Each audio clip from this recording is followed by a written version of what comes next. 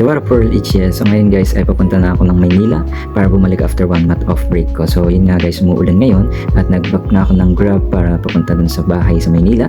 Pero yun nga, medyo mahal, 788 papunta dun. So kumain muna ako, yun ng hipon na may sabaw, may gulay with rice.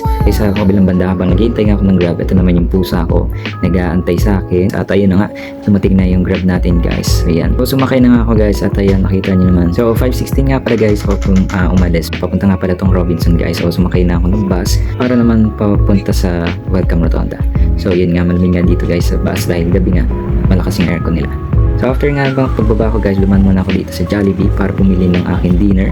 At ayun na nga, pumunta na ako dito, pumili na ako sa counter at ayun na yung number ko, inintay ko na lang dito banda sa may monitor para i-claim yung order. So papakita ko nga pala sa inyo kung gaano kalakas yung aircon nila dito. Ayun.